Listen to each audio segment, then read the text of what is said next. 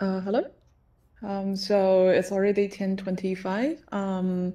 We're going to kick off today's journal club paper reading activity. Yeah.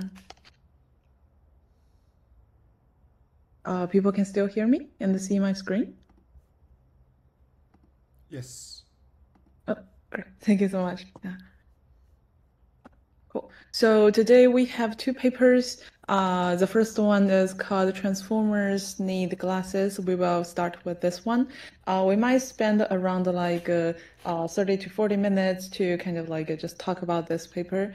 And then we might have a 5 minutes break. Then we will move forward to the second paper introduced by Liu Mingdian. Oh. Yeah.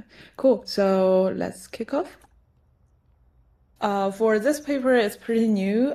It's called Transformers Need Glasses because the author, the group of this team, kind of studied some failures from our large language models, Gemini 1.5. They noticed they might fail on some simple tasks. So this group kind of look into these problems and also kind of study kind of what might be the root cause and how to mitigate these. Is that possible to mitigate? And if possible, how to mitigate that in the language tasks? Yeah. Sorry, here, yeah. So about this question, like transformers need glasses, I would like to start with who are the transformers this group is talking about.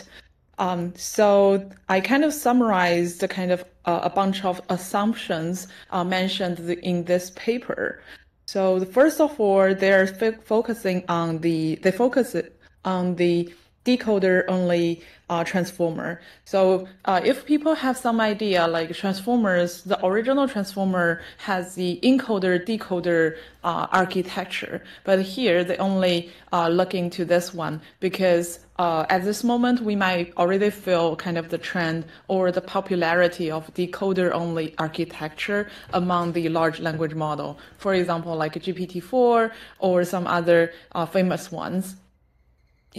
And second kind of assumption they have here is about like a pre-layer norm structure. So yeah, a little bit heads up is like about all these assumptions. For some of them, I would kind of have a more kind of detailed comparison to explain what this assumption really means later. Yeah, so here I just kind of listed these out and might just touch it very high level. Yeah.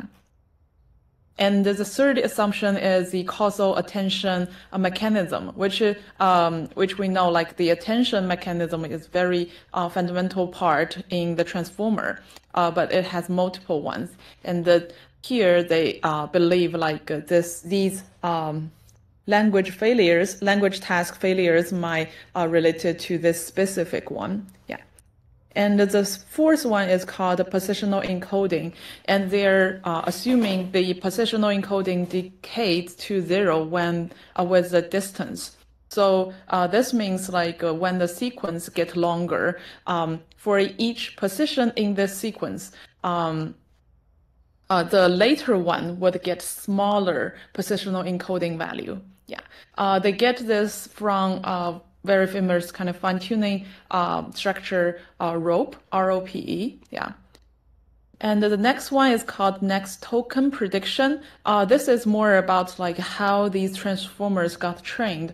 So in this paper, they assume they're looking to the language models trained on this specific task. They only predict the next step, yeah, which is kind of very common in large language models, yeah.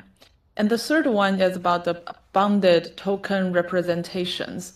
Yeah, so they kind of think about like the token representations, they're kind of float precision or some specific precision.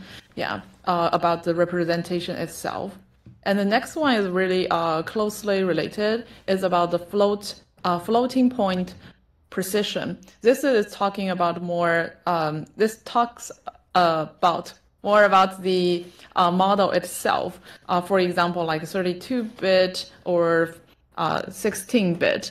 So that means like we do not have like unbounded accurate precision. So for example, like the difference kind of like below some point, they wouldn't be able to be represented in the model or the gradient. It's more about the training process. Yeah. And for the multi-layer structure, so in the paper, they assume like all the transformers, they do not just have one kind of transformer, the attention blocks. They might have multiple such blocks. The last one is about kind of assumption related to kind of the whole system is like the transformers, we only look at itself, not kind of like adding more tools to it. For example, like sometimes, like in GPT-4, it might kind of like, we might kind of link the LLMs with some other kind of search engine or calculator, these kind of stuff to help it to achieve some tasks. But in this case, we assume like the large language models are only on their own instead of like has all these like external tools. So that's the big high-level assumption here. Next, we would look into... Yeah, go ahead. I'm sorry for a naive question. Would you mind give a very high-level explanation of what a rope is? Oh, actually, I kind of forgot what a rope is. So for this one, I didn't look into that very deeply. I think like in this paper, we can only focus on the assumption itself, the positional encoding. Yeah, for the rope, maybe we can save it for kind of another kind of like a paper reading event. So yeah, so far I personally do not have a lot of language knowledge about that. But if anyone in the audience have some like knowledge about this part, feel free to jump in as well. Yeah. Sounds good. Thank you. Sorry. Yeah, thank you. Yeah, so I might move forward. Yeah, feel free to kind of like jump in if you have any kind of questions or comments or kind of some thoughts to share or some information to share. That's very welcomed. Yeah. So next one, I would kind of talk about the top 3 assumptions. Personally, I found it interesting because previously I didn't pay a lot of attention in those. Yeah, the first one is about the decoder only versus the original encoder-decoder architecture. So I put the decoder only on the left, which is the kind of more kind of recently get more popularity architecture. So you can see like all the input from the bottom, that's the input tokens. Yeah, and it goes through all these blocks, kind of streamline to the output tokens. Yeah, and then we compare with the kind of architecture on the right side, the encoder-decoder part. You can see like the inputs would go through some blocks, and then the output, the input token get kind of processed. Then it will kind of transfer this learned embedding, I would call it this way, kind of like a patent embedding, to another kind of decoder blocks, where this decoder blocks would take in, we call it like a target, maybe like a target language or like outputs here. Then it will give out the model prediction probabilities. Yeah. So the main difference in terms of the architecture is like for decoder part, like the input and output, they're kind of just sharing the same blocks. But for the encoder-decoder architecture, the input part, they have kind of some kind of not shared blocks, not shared layers, which is the encoder part on the left side. So that's why kind of like the naming, I guess, coming from. And then about the processing, the main difference is like for the left side, the decoder only architecture. So you can see like it always needs input and output from the same thing. That means like it has to kind of process everything very sequentially, because the next step, you need to kind of rely on the output of the previous step. And for the encoder-decoder architecture, since the encoder piece, it has something like it has a independent block. So for this part, actually, we can process all the input sequence in parallel, which is the left side. And then we can, like just save their output and wait for, like the output, the decoder part, process the output kind of sequentially. Yeah, sorry for the naming. Yeah, I mean like for the input output, I feel like it's kind of very different from what we usually think. Like here, the input and output are actually both input in the whole system. The only output for encoder decoder is the output probability, which is on the top of the screen. Yeah. I have a question just to clarify. So in both architectures here you are showing, they are doing post norms rather than pre-norms. You mentioned in the previous slide that we're going to only look at pre-norms instead of post norms. Just want to make sure that's... Yeah. So here, this slide, I only wanted to focus on the difference between these two architectures. Okay. Yeah, not touching, like the kind of the exact kind of the order of the layers within it. Here, maybe we are just comparing kind of like two kind of structure itself. Block-wise. We will zoom in a little bit more on the kind of post and the pre layer norm. Yeah, please kind of ignore, like the layer norm stuff here. It's not kind of like from this paper. I got this from some other kind of like a blog post or some other reading materials. Yeah. Thank you. Yeah, sorry. Yes, that's a great question. Very good call. Yeah, so people, please, just ignore, the layer information here. We only focus on the high, big architecture. Yeah. Cool. Yeah. So we can see like the difference in the architecture and also the information process here. Next to would be just like the decoder. The use case usually is the text generation task, which highly kind of more autoregressive approach.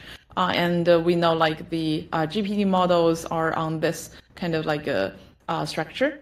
And on the right side, so for this one, it actually can be very commonly used in sequence-to-sequence tasks. So for example, like a translation, you can input like the source language first altogether, and then let it kind of sequentially process the source language and also the previous target language token together to generate the next token. Yeah. And then for the examples, there are kind of T5, BART, kind of other famous ones. Yeah. So that's the architecture difference. It dropped kind of the encoder piece. And then about the layers, we zoom into the layers now. So one is the pre-layer norm and versus the post-layer norm. Actually, for the original transformer encoder-decoder design, they use the post-layer norm instead of pre. But recently, the pre-layer norm got more popularity. So we'd like to look at the difference between them. So we start from, like the XL, which is the kind of like from the previous layers, previous tokens kind of output. Then you can see like it goes through the layer norm and then goes through the multi-head attention, then back to attention. And after that, it goes through layer norm again before the feed-forward neural network and the final addition and the output. Yeah, so for the pre-layer norm, that means like the layer norm layer is before multi-head attention or feed-forward network. That's kind of how the order in such design on the left side. And then on the right side, it's very easy for you to tell, like the green blocks, which represent the layer norm calculation. This time we would do multi-head attention, then addition. After that, we go to the layer norm. So this is kind of the layer norm is behind the multi-layer multi-head attention.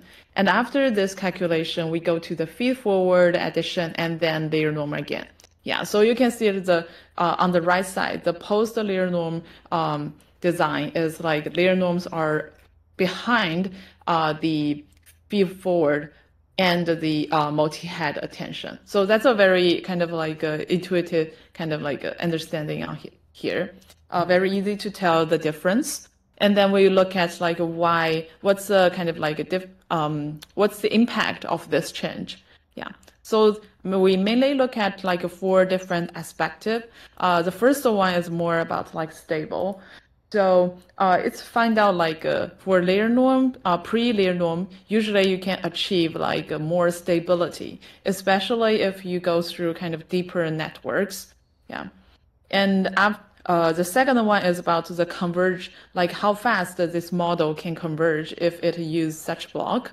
It's found that like for pre-layer norm, it converges faster and it can achieve better performance.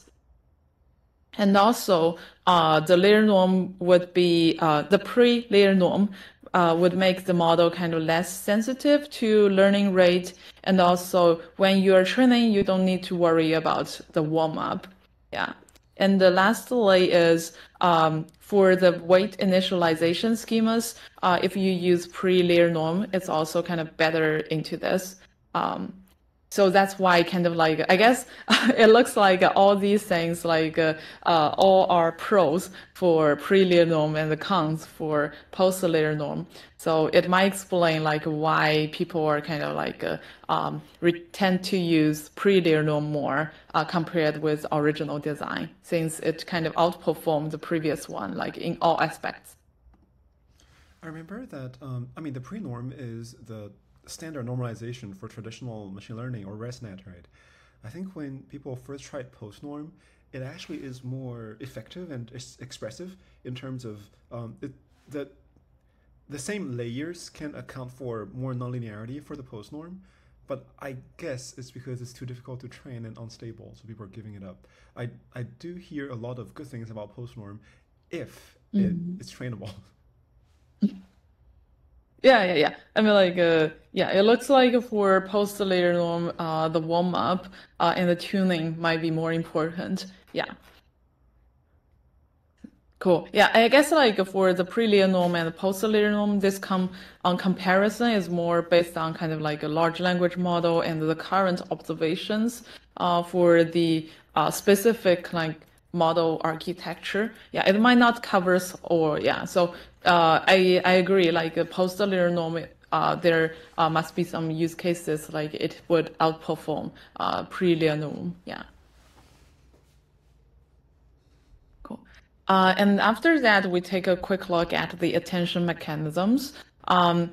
So in this paper, we focus on the causal attention actually, but here just a recap, like for the attentions used in the original transformer architecture. Yeah. So we are going through the order as, you know, like how the input and the information flow goes. Yeah. So on the left side in the encoder, when we have the input, which is, let's call it like target, let's call it source language, assuming we're doing some kind of translation. The source language is like the original language you got, and the target language is the language you want the information to be translated into. So for example, we want to translate Chinese to English, then the source language is Chinese and the target language is English. Let's use that when we talk about this information flow. Yeah. So assuming we input one Chinese kind of token into the transformer, then it will go through the self-attention mechanism first. For self-attention mechanism, it only operates within a single sequence. And also the input is the source language only. Yeah. And each token attends to all the other tokens in the same sequence. So so this is about like if we are input like a sentence of a Chinese sentence. Yeah. So each word would attend to each other. Yeah. And this is used, this self-attention is actually can be used in both encoder and the decoder. But in this example, I mainly put it just in the encoder piece. Yeah. And also for the self-attention, one characteristic is it's bi-directional. That means like in this Chinese sentence, for example, if we are looking at the second word, it can attend to the word before it, the first word, or it can attend to the words after that, like if the length is like more than 2. Yeah. So it has kind of the whole context about the previous and the kind of like information behind it. And after that, following this information flow, after we get the add and the normalization, we get to the decoder blocks. For here, the information we still have is the Chinese input, right? The Chinese source language input. And then we go to the cross attention. So here in this cross attention, it's not just to have the Chinese information. It also has the target language information, which is, for example, the previous prediction in the English sentence. Yeah, which is our target. So in the cross, I guess like we can kind of intuitively think it is crossing the source with the target. Yeah. So here the first characteristic is like it operates between 2 different sequences. One is the source language, one is the target language.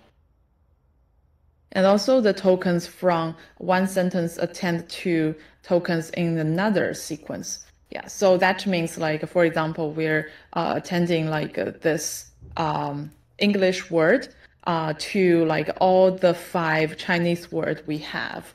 So it's not like previously in self-attention, it's Chinese word attended to other Chinese word. But in cross, it's kind of between 2 languages.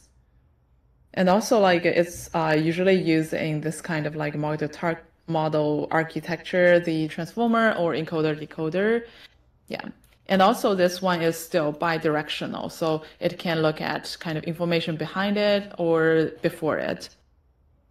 And keep going on with this information flow, we can actually like we are going back forward, like then we track back for the target language. This is the English language.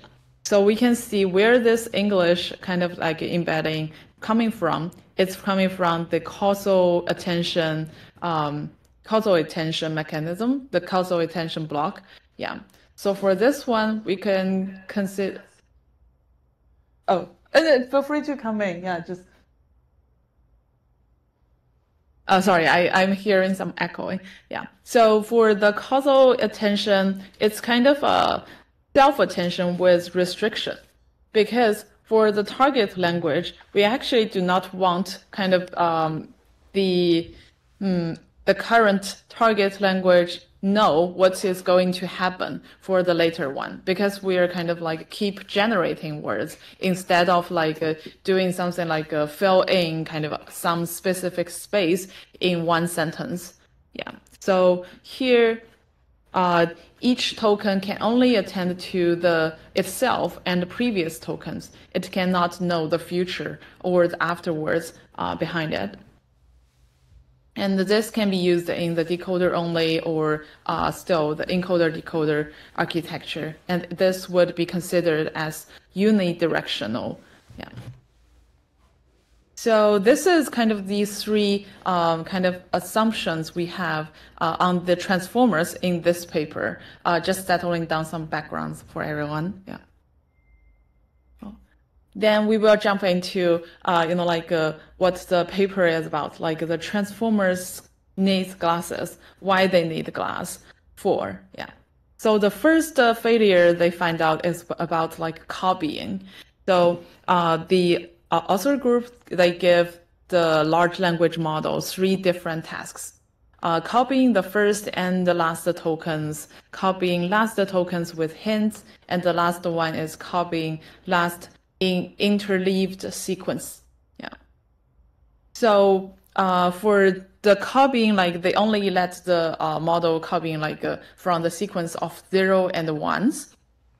In this case, you can imagine it's like both the first and the last token is 0. However, the sequence between them are 1s, but we are increasing the sequence length. And then we look at the first graph. You can notice like when about the task, like copying first token, large language model tends to be performed pretty well. Like it always gets the check. So that means like they can copy like the 0 kind of correctly. However, if we ask them to copy the last token, you can notice like for, like when the sequence length is below 300, it did well, it gets the check. However, when the sequence length exceeds that threshold, somehow large language model fell a lot. So that's kind of like the huge model failing an easy task from humans' perspective, because for us it's very easy to tell what number should be copied. Yeah. And just kind of like now we just observe how transformer makes these mistakes. And then we will talk about like what's the authors think might be the possible kind of causes later. Yeah. And the second case is copy last. Go ahead. I may have missed it. Is it from just doing prompts on LLM, or is that actually training or fine-tuning a new model? They're just prompts. Just ask them like, please copy the first in such sequence, blah, blah, blah. Yeah. Gotcha. Thank you. Oh, yeah. Yeah, thanks for the question. Yeah, clarifying the background. Yeah. So here, the second one is just copy the last token, but the author give a hints like to the LLM to tell them if you get, like if you're copying 1, it's not necessarily the case. Please check it again. So with the hint, it is kind of like we can see like for within the hint, of course, like we still kind of like fail after 300. But if we give the hint, we can see like this time, the large language model can do a great job because, like it always gets the checks. And in the third case, we do not give what is the hint? The hint is just the answer is not necessarily a 1, because we already know like the sequence is actually designed like the first one and the last one are 0s, the rest are 1s. So the large language model actually should always output 0. Yeah. I see. So I mean, hint is helpful. So, it could be just helpful in making it guess rather than making it copy the first token, right? Yeah. It's possible. Yeah, if you're just judging by like the result, it's possible. The model is just guessing, but kind of the author has some kind of approach for measuring like the change. They think it's not just guessing. They think it's more about kind of like a representation stuff. Yeah. Okay, thank you. Oh, yeah, thank you. And the third case is what the author group did is they kind of make the sequence not like repeated once between these two 0s, like instead of like only the first and the last are 0s, in between are all 1s. This time they make it kind of like in between, they make it like interleaved sequence of 0s and 1s. So which means like you can see some sequence like 0, 1, 0, 1, 1, 0, 0, something like that. So it's not just all 1s, all the same tokens. Yeah. Then this time you can see like no matter the interleaved sequence or 0 1s or 1 0s, as long as like they are kind of like interleaved, actually the model always perform pretty good. So that's some observation, like replacing the constant sequence of 1s with alternating 1s and the 0s seems to be very helpful for the large language model to tell which one they should copy. Yeah. So that's kind of the copying issue. Like sometimes you can kind of like make the LLM kind of like make mistakes. So here about the this one is the bad copying. For some intuition behind it is like the author group kind of like get these observations is the vanishing of information might be the root cause here. And also it has three kind of like different characteristics. The first one is the vanishing depends on the position in the sequence, which shown in the picture A. When sequence length over 300, it starts to fail. Before that, it's okay. Yeah. And the second one is somehow the prompting kind of helps, which comes from the kind of like the picture B.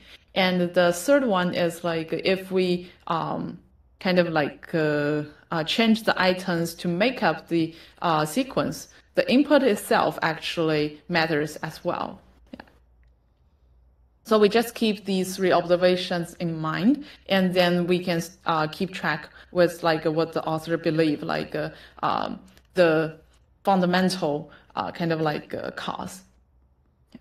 And the second case is second thing, people can do that very easily. However, the large language model cannot is sometimes they count kind of like, they do not know how long this sequence is when you ask them to count something.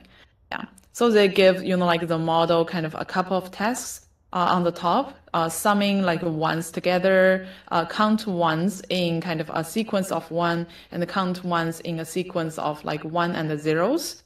The last one is more about like words. So count words in a sentence. And also for the kind of like setup, there are three different setups. The first one is a very naive one, like just large language model by itself. The second one is large language model using chain of thought, a famous kind of like a prompting engineering technique. And the last one is chain of thought with few shot.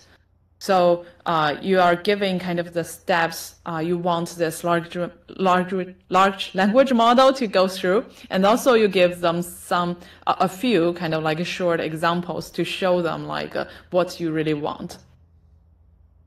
Yeah. So it looks like actually you can notice like after like around 100, the arrow starts to grow for almost like all cases. And I think like there is one, yeah, the right. So I see, yeah. So for the third column, you might notice like the arrow kind of like start before 100. And in this case, maybe something to keep in mind is like the zeros and the ones are sampling from a kind of Bernoulli probability. And we should expect like there are around 70% in the sequence to be 1. So the results should be around like, for example, like 70 if there are the sequence length is 100. Yeah. So here we can see like when the sequence length grow, the performance kind of starts to kind of deteriorate very fast. And the second observation you can get is maybe I didn't include here, but somehow the large language model tends to guess like 100 a lot, no matter how long the sequence is. That's the most frequent kind of output. Yeah. Go ahead.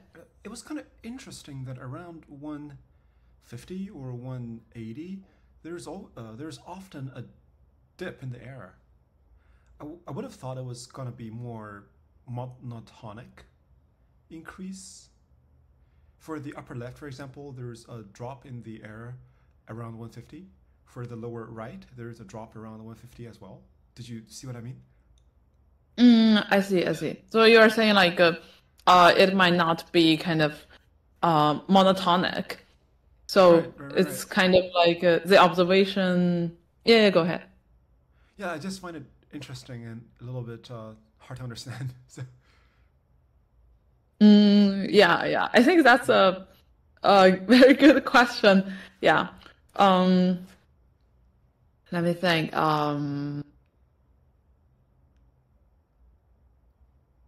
Yeah, at this moment, I don't have a very kind of like strong opinion about why. I agree that's a very kind of weird behavior. Like why 150 is kind of somewhere. One guess I might have is like maybe 150 is also kind of more frequent. If people can see my screen, maybe we can take a quick look. Yeah.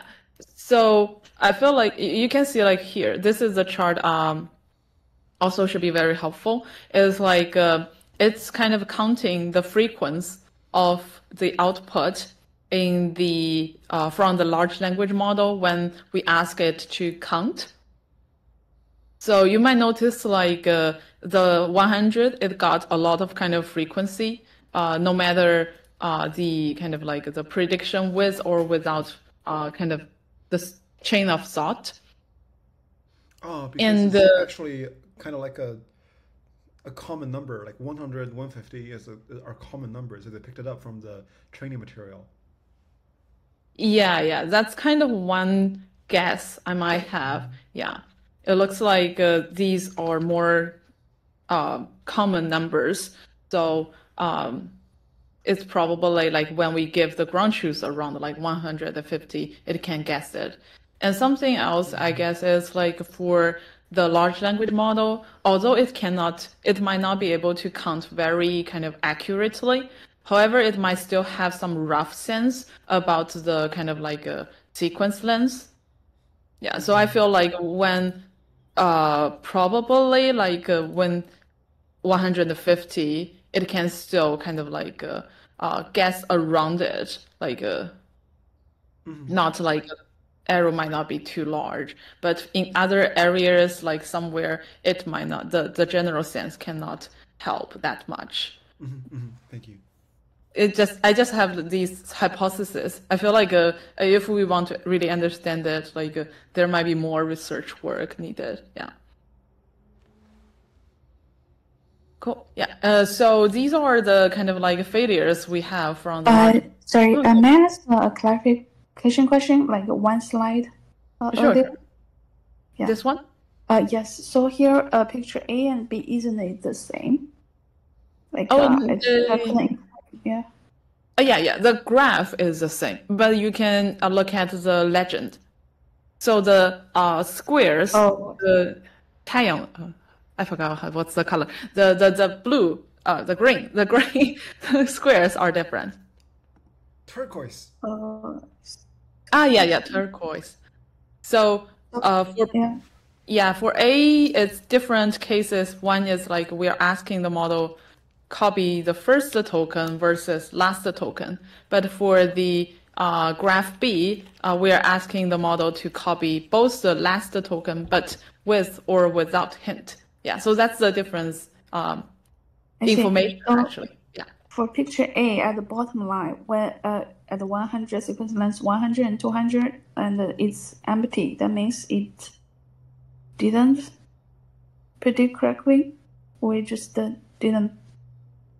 Yeah, what does empty mean?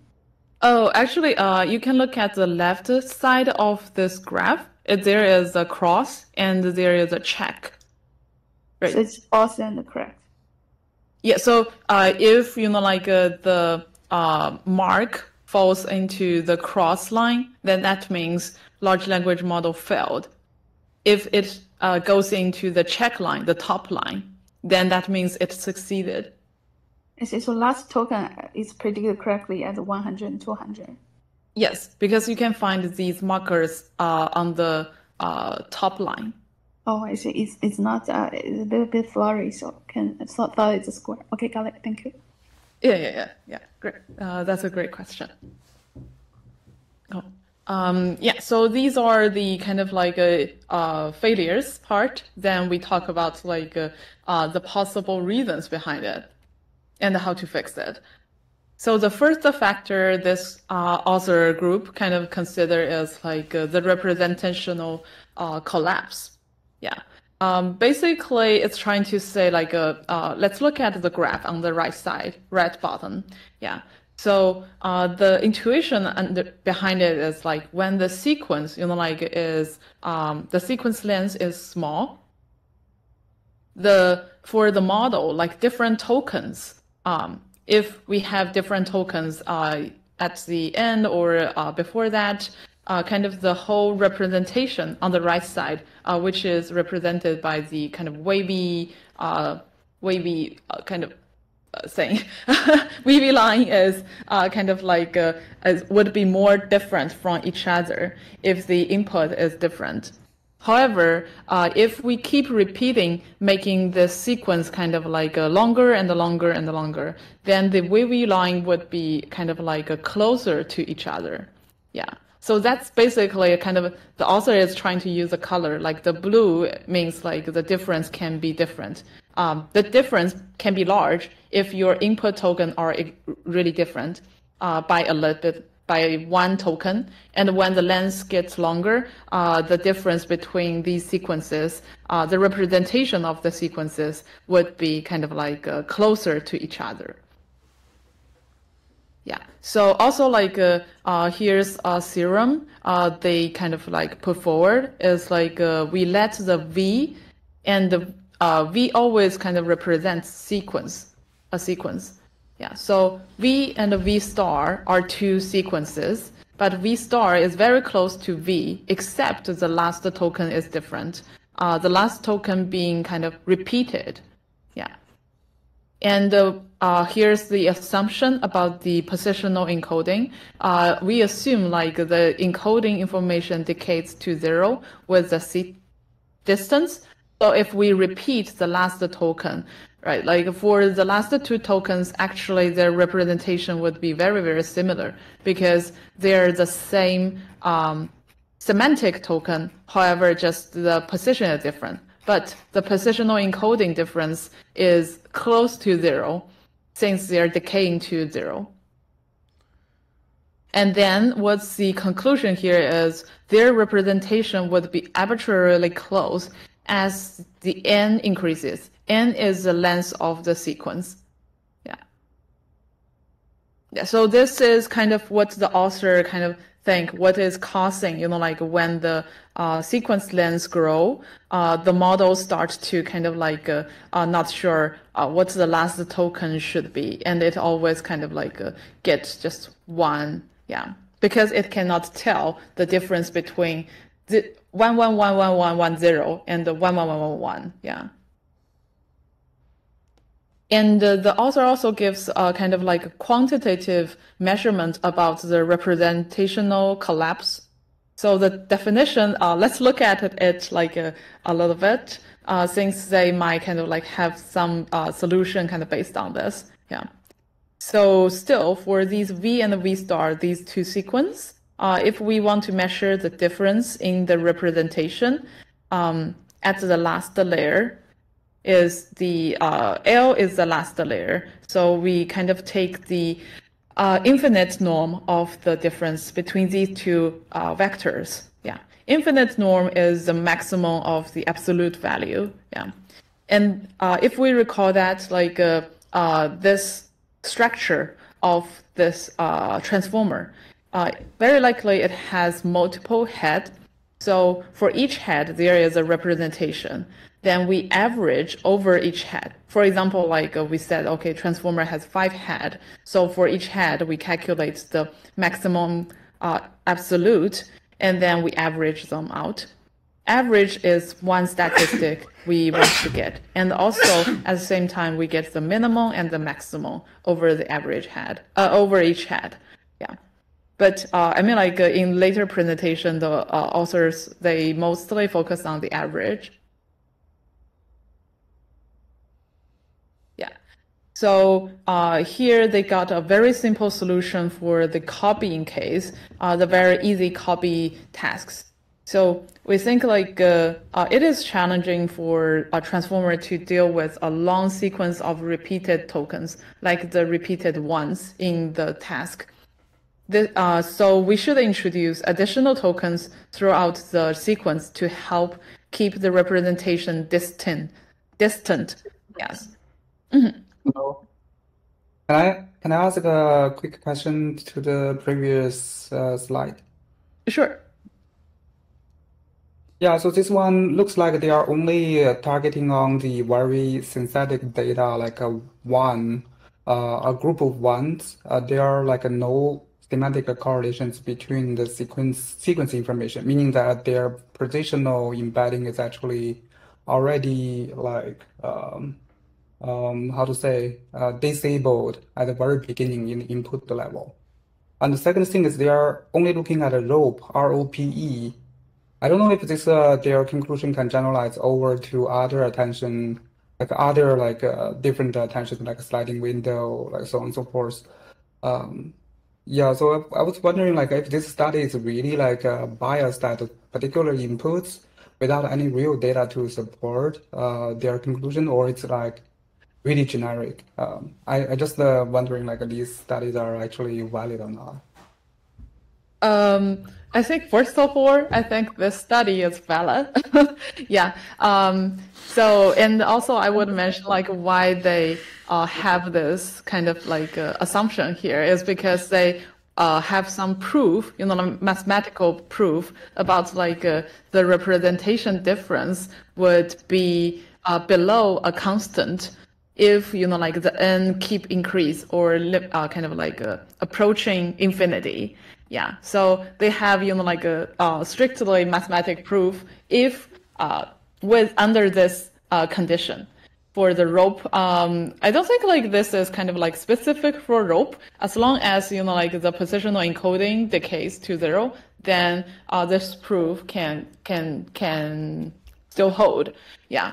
But I guess like still this means like this theorem might have kind of like a limited application, I would say, yeah, because without this assumption, they at least for the current like research group, they didn't find a way to kind of like prove the same kind of like effect. They just kind of intuitively have this understanding without this condition. Yeah. So go ahead. I'm sorry, I didn't. Excuse me. I didn't exactly catch the. Sorry. I didn't exactly catch the first question. You mentioned that because everything is the same semantic meaning, which is all one, then it disabled positional encoding. I didn't follow that. Can you explain? Yeah, so the positional encoding is to help to capture the, let's say, dependency on the semantic correlations from the current token to the past token or future token if you are looking at bidirectional attentions. But if you are looking at the input here, like a sequence of random 0 and 1s, they don't have clear like semantic correlations to each other. So the positional embedding at best is actually having a, let's say, 0, like cosine distance of 0, like meaning they don't relate to each other. I think that's probably already like at the very beginning in the input, there isn't like a strong positional embedding expected at all, like during this in this study, like whatever the infinite norm of the VNL minus VN plus 1L, it should be 0, right? Ideally. Why it all be 0? Because they don't, yeah. I want to say they should be. I get it. Okay. I get it that the positional encoding can help to do the self-attention operations, but even if they don't help in that and self-attention is simply an identity transformation, the positional encoding still enriches the token on informing the model or the output where this token is, right? So the positional encoding is still there even if there's no semantic difference. Is that right? Yeah. But you can use like absolute positional index in here, right? Rather than actually rope. Rope is like a relative difference, relative distance between two tokens. So if you are like encoding, oh, this is a position 0, that is a token of 1, and the last token is let's say positional 23. And then in your prompt, you already have like a positional prompt in your positional index in your prompt, saying the first and the last. So these things are kind of I'm just wondering, like this is really a meaningful or really biased study. That looks like a very to me like very much like a corner case and somehow like a very strong assumption, which makes me like to think this may not be actually a good or valid study somehow. I see. I'm not familiar with rope, so if rope is only relative, I need to read that paper. If rope is only relative, then I get what you mean. The Chebyshev distance is going to be very close to zero. The second question, I want to share my understanding. Even if I look at the OG positional encoding proposed by the transformer paper, I think most of them are having some inductive bias, saying that the further away two tokens are, the weaker the correlation is between the two positional encodings, right? So I'm guessing as long as that is true, we are introducing some inductive bias that closer is more relevant, and I guess making the model better in terms of needing less data and everything, and that will have similar issues. So that's my gut feeling. What do you think? Yeah, I think so too.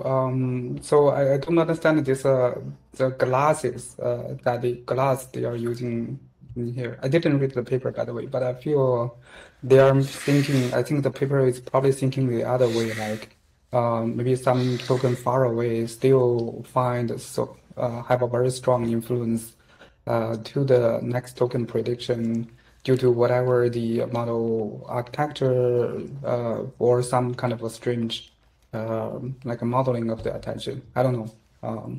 It looks to me like they are seeing some glass to amplify some kind of defects in this architecture design.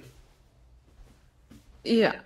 So I guess like two things. One on to point out is like first of all like for the positional encoding. Actually, in this case, for the copying task.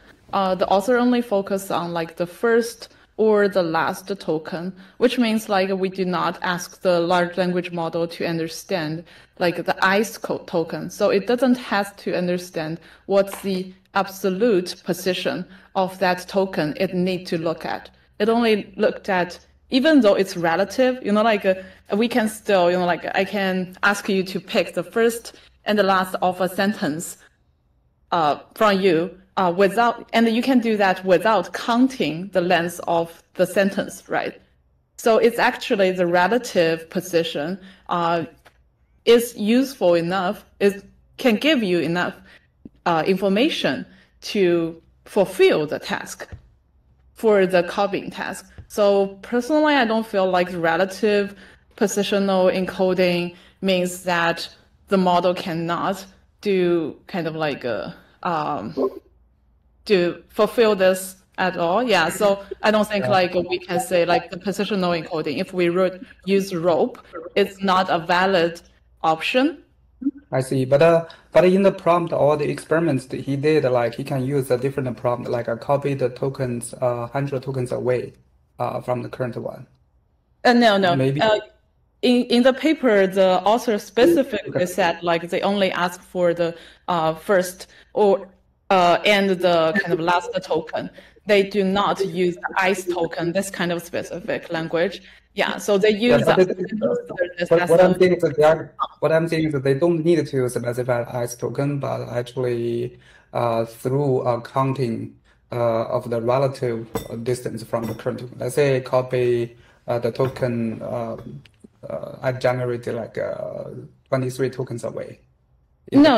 I mean, like, so for the author, like, they consider these two tasks are different. So they consider if you're asking the model, like, give me, like, what's the 23rd characteristics, or what's something beyond the 23rd, something like that, then you're actually asking the model to do two things. One is you're asking it to count because it needs to find out 23 first. And the second step is copying. So they don't want to combine these two tasks together into one. Yeah. So in this case, when we're talking about this, personally, I don't feel like it has to be absolute information, or the relative encoding kind of doesn't make sense in this case. I disagree with that. Yeah. But based on the task they ask the model to do, the capability we're examining here. Yeah.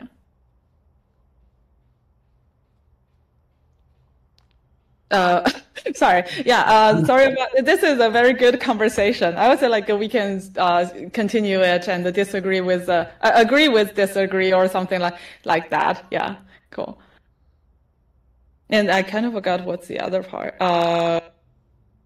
Yeah, I forgot like the other part of the question here, but I guess I might move. Oh yeah, go ahead. Yeah, so please go ahead. I think we can I can look into the paper later. Cool. Yeah. Coming back to this is so how to kind of like the in this case, like for this group, like they would like to how to say, like resolve this issue, like I recall like about the glasses. So personally, my understanding, like if we want to interpret that in this case, is like when the sequence gets longer, for our like large language model, it's kind of hard. It's harder and harder for them to distinguish like last two tokens or last a few tokens because of the representational collapse. Because for the model's output, the kind of resulting embedding would be closer and closer together. The difference, as the kind of like the formula at the right corner, the difference between these representations would be smaller. It will be always smaller than the constant as long as you kind of increase the sequence. It's kind of like people, like with close-sighted eye, then if we look at kind of something in distance, you might not be very closely tell like the, like the edges of the object in a distance. Yeah. So the same thing happened to the large language model. When it look at something farther away, then it cannot tell like the difference between the tokens, as the representations can show. Yeah. So here, a very simple solution like the group kind of like present here is to add something to keep like the tokens kind of more distinguished from each other. Yeah.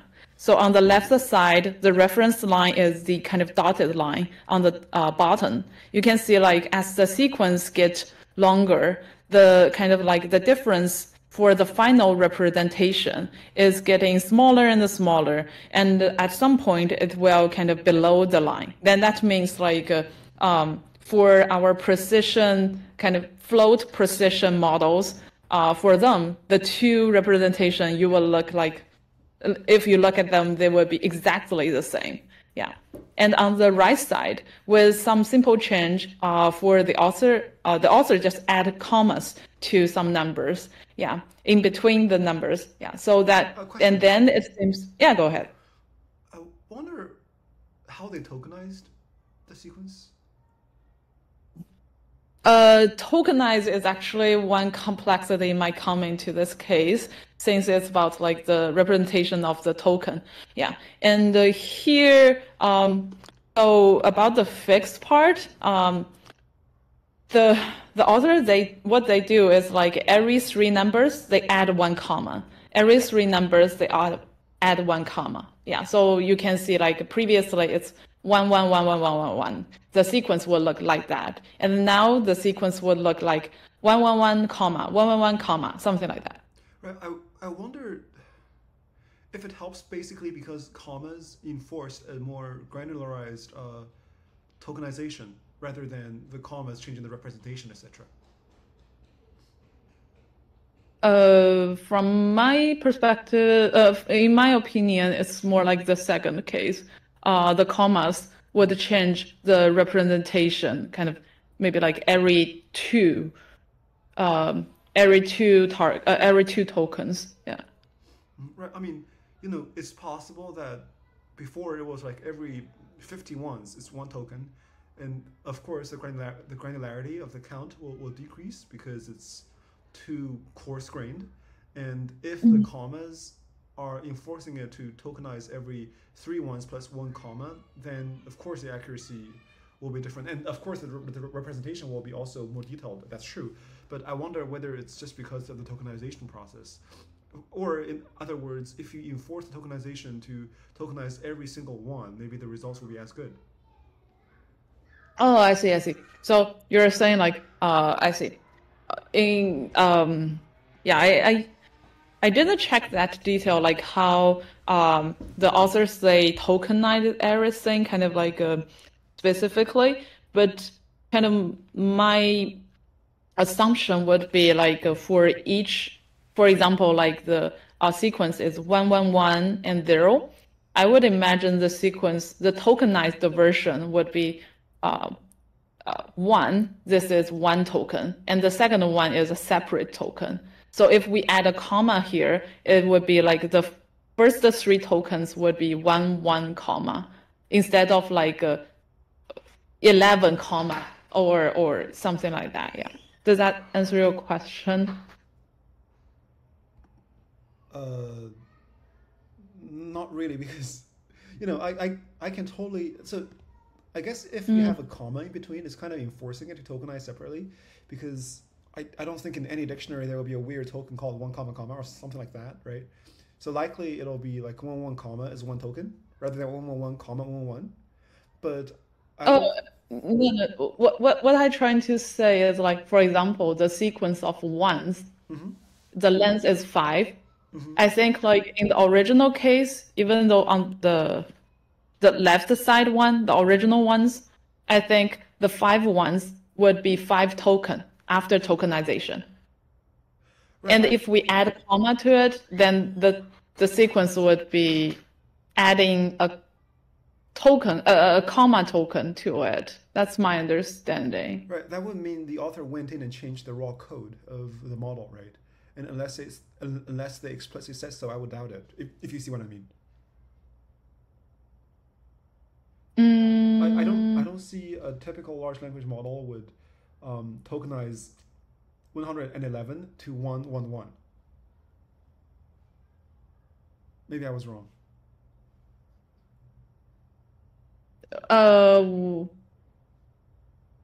I guess like that might be something I didn't find in the paper, I would say. Yeah, I think that's a kind of like one suspicion, but I'm not super sure how they deal with that. Like when they send the message to the language LLM, like do they kind of specifically separate 111 and the comma into 4 tokens, or they just let the large language model do it themselves? Yeah. I think like here. ChatGPT 4.0 just answered saying for a typical LLM tokenizer, the number 1111 would generally be tokenized as a single token. So that's what ChatGPT said. Take it with a grain of salt. Yeah. I mean, like, of course, for the general case, I believe like they might tokenize as 11 instead of 2 ones if there are comma. Yeah. Yeah, and here I'm kind of trying to see like if the author has some like specification, like whether they specified to the model like it's 1 or once instead of like 111, something like that. But I guess like this might need some more clarification in the paper. Right. I can only see it's just pretty complicated because it could also help. Tokenization could also help because it's not collapsing into the same information. So 5 ones would be identical, but 11111 would be very different. So, yeah. Yeah. Yeah, I guess like we can double check the paper later. Yeah, because I think like when for the first case, at least for the case on the left side, I believe this group they separate like the 1111s as 5 ones instead of like 10,000 something like that. Yeah, but when they add comma to it, I'm not super sure. But I tend to believe like it should be tokenized in the same way. Otherwise, it's kind of they're introducing bias themselves. It looks like a weird kind of like non-issue, like a non-bias, which would kind of bias kind of like the result as well. Yeah, right. I mean, this is a very good question. I think like we can double check. Details, huh? They didn't say. They just said we took tokenization into consideration and attempted to mitigate its effects. They didn't say we changed the tokenization code or add a space or something, right? Yeah, they didn't specify like how exactly like a tokenization was done. Yeah, but I just feel like if I were them, I already think about tokenization. Why would I specifically make it kind of like different? Not if you're trying to graduate and one of the reviewers just came back asking that question. So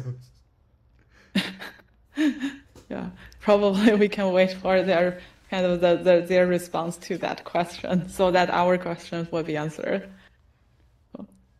Cool. Yeah, so I might move on now. Yeah. So in short, is like you can see like by the representation difference when they apply that trick, somehow like the representation difference is much larger, much away from the precision limit.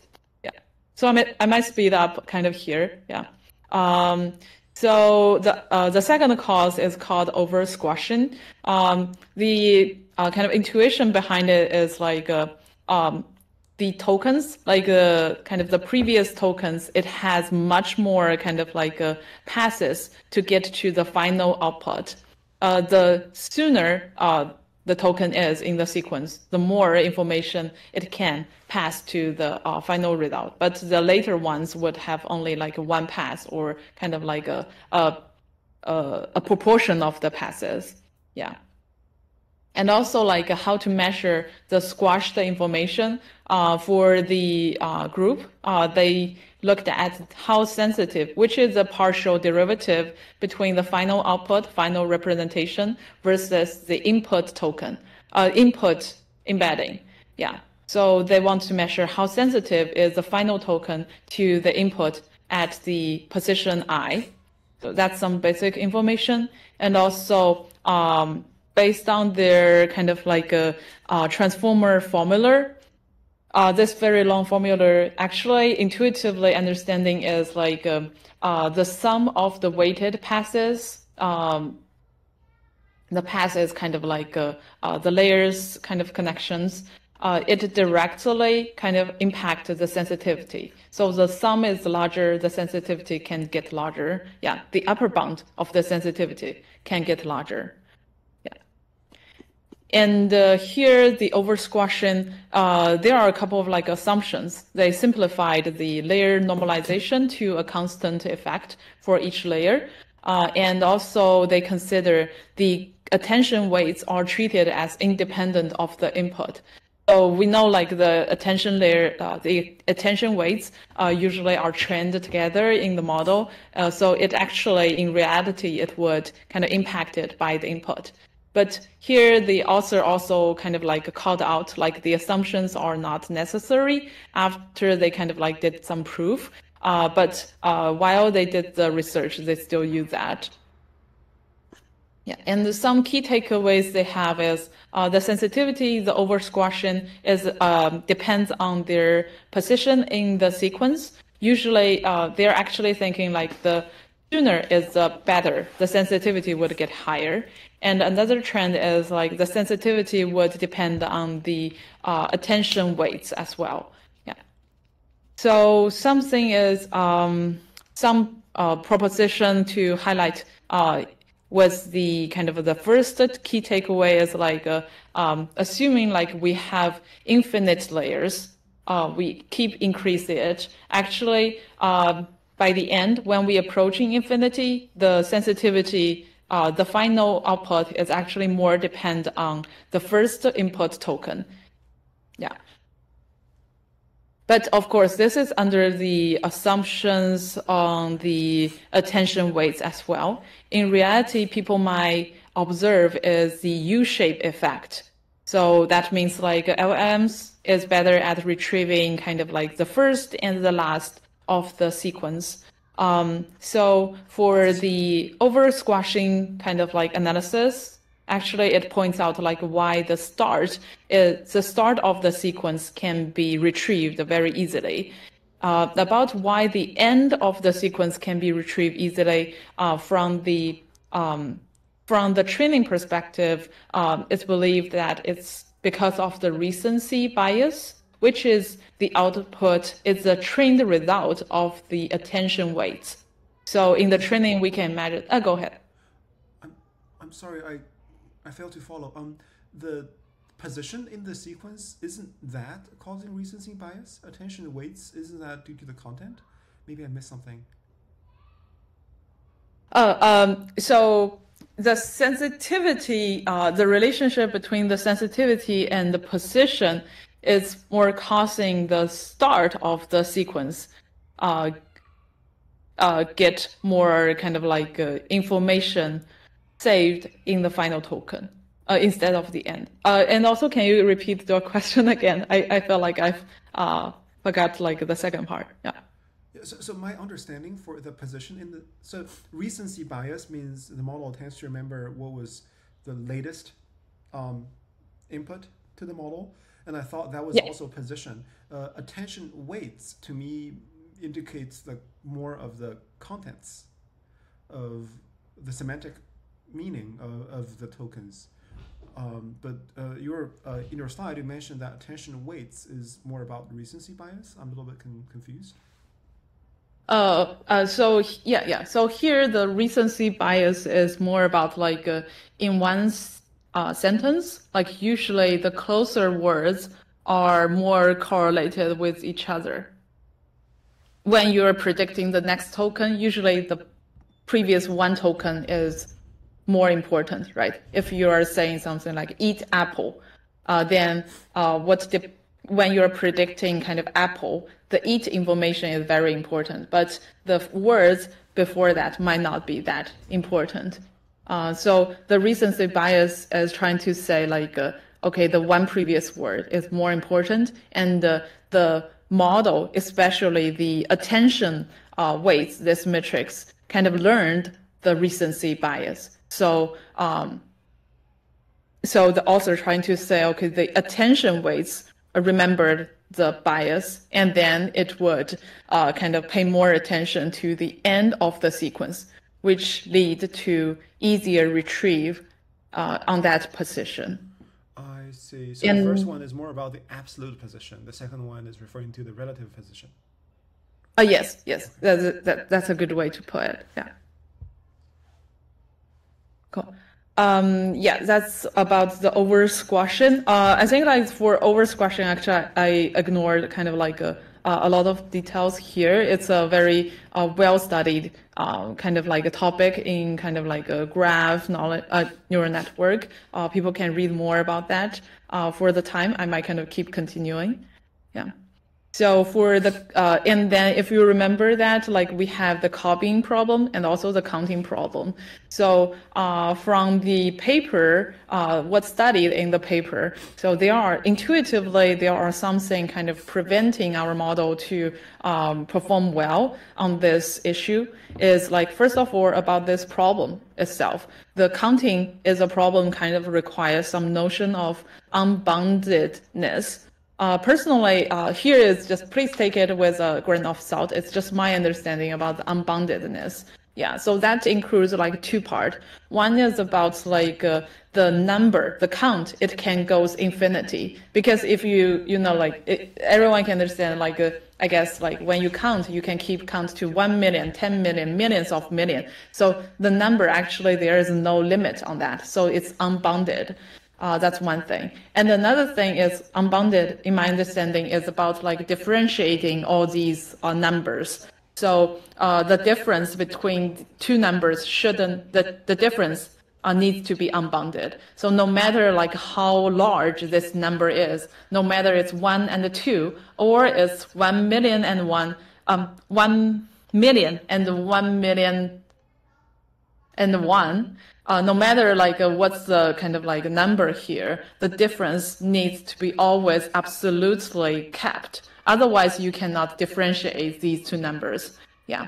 However, there are some kind of like a setup in the model. The decoder model here kind of like not be able to handle this unbounded thing.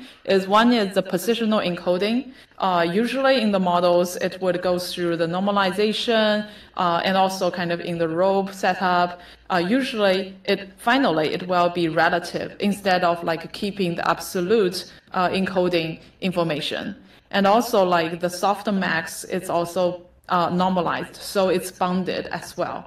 So that's the two kind of like factors the paper mentioned. It things like technically, so it's very hard for the model to get the counting, exact counting in the sentence because all these stuff are bounded, and also we have the quantization, these stuff to kind of like bound the precision as well. So the longer the sentence would be, you can imagine like the softmax or kind of like the stuff would be kind of the difference would be smaller and smaller, then make the model harder to differentiate like the indexes. Some learning in the paper is a transformer without the positional encoding and the causal attention mechanism.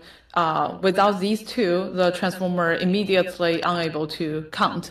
Yeah, it's just kind of, I guess, like predicting or doing something else.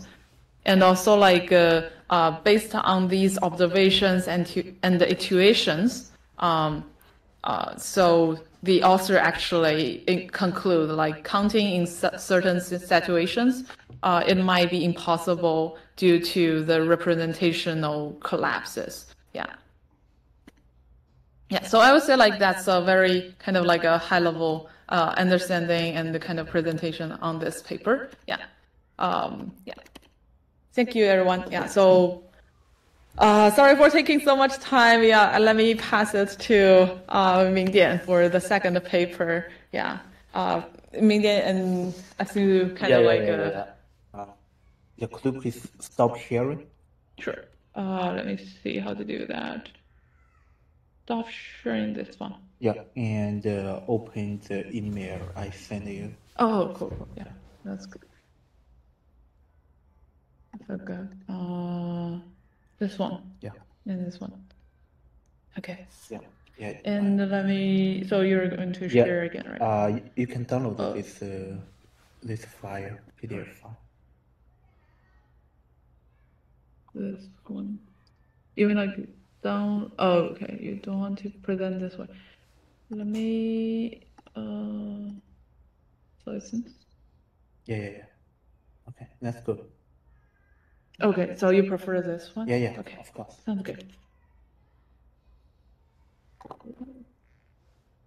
Okay. Yeah. Could I take your laptop? Sure. Yeah, feel free to do.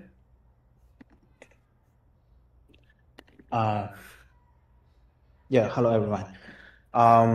So today I want to present a multimodal large language model. No, a large multimodal multimodal models. Yeah. The first model is the modality. The second model is just. Can I use laptop just to? Yeah. Okay. Yeah. Yeah. So the name of the paper is. Sorry. Can you zoom in a little bit? I think the video from Discord is only 720p. So yeah. So if you zoom in a lot more, it'll probably even a little bit more if you don't mind. How about perfect. how about now? Yeah. Thank you. Okay, so the model is called Chameleon. So that means it can take the tokens from the image and text as input to the model, and also it can generate the tokens for the text and the image. Yeah. So for this paper, I view it more like a experimental node, but not a paper, because it proposes some problem in this node, but doesn't dive into these issues, and they didn't give a very valid solution to this issue. Yeah. So let's have a look at the overview of this paper. Okay, so it consists of several parts. Okay, the first part is the pre-training. Yeah, and it consists of tokenization and the data preparation, and the stability when they train the model. Yeah. And then the second part is the inference. The second part is the alignment. So we can also call it the post-training, right? And the third part of the paper is the evaluation. It consists of the evaluation by human beings and by public benchmark. Yeah. So in today's presentation, I will not focus on the evaluation part because it's quite easy. I mean, they just show their comparison results, right? Yeah. So I will focus on the pre-training, post-training. I mean, these two parts. Yeah. And I also want to show some tricks they used to train this model. Okay. So at the beginning, I want to emphasize why this paper is important. Okay. So when we're talking about a multimodal model, I mean, or we can call it a vision language model. So the architecture is more structured.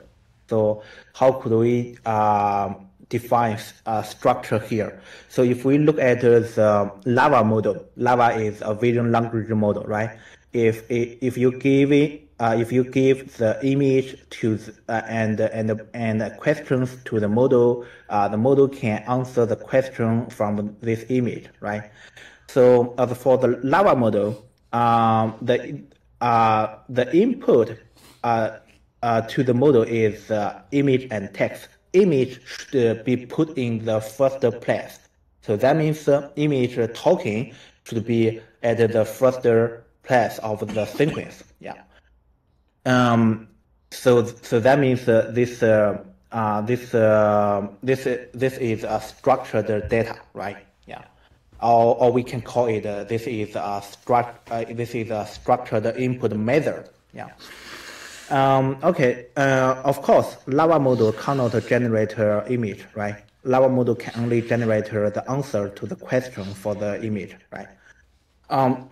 Okay. So the second example is the image generation model, text to image generation. So as for this model, when we take both text and image to the model, we use cross attention, right? I believe Ziqi also introduced cross attention in her presentation. Yeah. In this way, the inputter method is also structured. So that means so you don't need to care about the order of the input, right? Because the text and image are input to two different encoder, and then they will do cross attention, right? Yeah. So I can just so in the last two examples, what I want to emphasize then the previous model cannot handle the interleave text and image. So what is interleave text and image? I can just give you an example here. Okay. So in this example, okay, the question, I mean, is very simple, right? But as for the response, it is interleaved with text and image, right? So you can see as for the response sequence, at the beginning it is text, right? But and then it will generate the first image, right? And then text, and then one more image, right? Yeah. So this is called interleaved talking. Yeah. Or we can call it interleaved text and image. Yeah.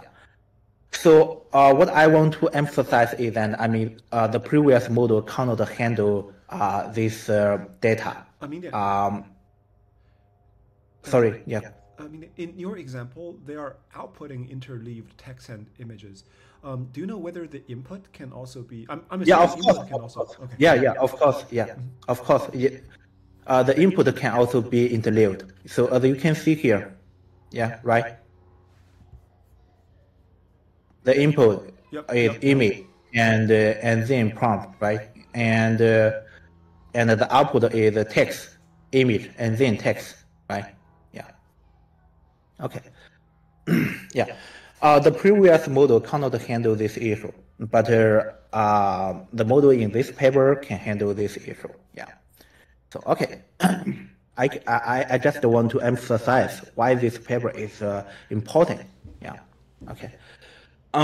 Let's look at the structure of the. Let's look at the architecture of the model. Okay. Actually, it's quite easy to understand. Yeah. It's also auto-regressive model, right? And so we need to tokenize the text and image, yeah, and then just take this token to the model, right? And then the model can generate the corresponding text and image. It can predict the next token for either text and image, right? And also, they have some specific token, just like the start and stop token for the text for the large language model. Yeah, they have a special token for the image. Start image, end image, yeah, something like this, yeah. Okay, so the image tokenization is very easy to understand, right? Yeah. So we are familiar with this method, maybe for example in Lava model, right? But for this model, it can generate both text and image, right? As for the image, it also requires a process called de-tokenization. Or we can just say it is just the decoder of the image. Yeah. So yeah, just convert the generated image token into real image. Okay. I'm sorry, I have a naive question on the pictures over here. So in pre-training, they tokenize the image and they run auto-regression model. In generation, they need a detokenizer. Is that detokenizer also needs to be trained in the pre-training? Okay. So as for the image tokenization, they use a pre-trained model. So that means the tokenization encoder and decoder is not trained as well as this large model. Yeah. So as for the detokenization, I mean, when we train the model, we don't need this process. Yeah, because we treat every image as a sequence of talking, right? I see. So both the tokenizer and detokenizer are frozen and taken from a previous model. Yeah. But when we do the when we do the inference, we do need. But when we do the but when we do the inference, we do need to convert the talking sequence into real image, right? Yeah. Okay. Yeah.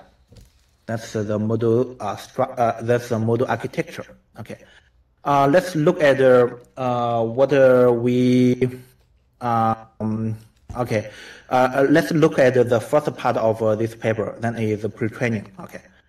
Pre-training. Yeah. We come to the question proposed by Jiang, right? Yeah. So here they use a pre-trained image tokenizer. Yeah, we can call it a tokenizer. Okay. So what I'm surprised is the compression ratio of the image tokenizer. Okay. If you calculate the compression ratio, I mean it's a huge number. Okay, it's a very huge number. Okay. Yeah. So the image to the tokenizer is can a size of 512 times 512. Yeah, and three color channels, right? Yeah, for each channel, it is 8 bit, right? Yeah, but the codebook. But the talking sequence is only 1,000 discrete token. Okay, and for each token, it is from a codebook of size 8,000. Okay, yeah. I mean, you can calculate the compression ratio by yourself. I did this computation yesterday, and I found that this is a very huge compression ratio. I mean, so so this number, as for the compression, it let me remember an article I read for the GPT. Yeah. So in that article, it claims that compression is intelligence, right? As for the ChatGPT, the compression rate is only about maybe I forgot the exact number, but I believe it's only 10 or 3 keys, only 10 or 3 thousandths. Yeah, the compression ratio for the ChatGPT. But here, the compression ratio for the image, this is a very huge value. Yeah. So because okay. First of all, a comment. The compression over here could be quite lossy compared to the other models. Maybe it doesn't need to be having that high of a lossless compression. The second one I was going to ask, they're using a VQVAE, right? I'm not sure. You can have a look at this paper. I see. Thank you. Yeah. Yeah, but so why I'm talking about the large value of compression ratio here? Because I want to talk about the two issues due to the large compression ratio. Because for this model, it says that okay, the core weakness of our tokenizer is in reconstructing image with a large amount of text. Therefore, abounding the capability of our models when it comes to heavy OCR related tasks. Okay, so when I use vision language models, for example, GPT-4 or Gemini 1.5, I found that these models are not very good at OCR. Yeah. Why? Because the compression, because the image compression ratio is is too large. Okay, yeah. So there is the other point, which is not listed here. It is listed in the next page. So so when we generate the image for human beings, for example, human face, human fingers. Okay, so we found that the text to image model is not good at generating human fingers, right? Why? Because the compression ratio for the image is too large. Yeah. So in this paper, they also noticed this issue, and I believe they increased the percentage of image including face in their training dataset to handle this issue. I mean, not handle. I mean, it's just because they didn't resolve this issue. Yeah. Okay. So you can see here. I mean, as for the tokenizer.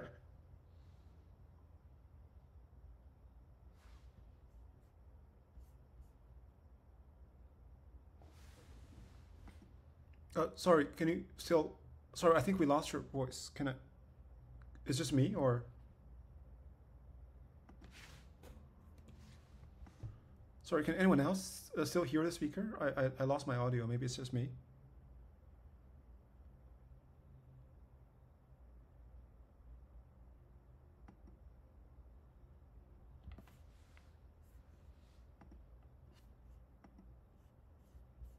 Okay, let's go to the pre-training data.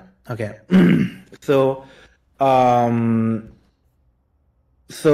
as you can see here, so they separated the training process into two parts: pre-training and post-training. Post-training is also can be called alignment, right? So it's pre-training.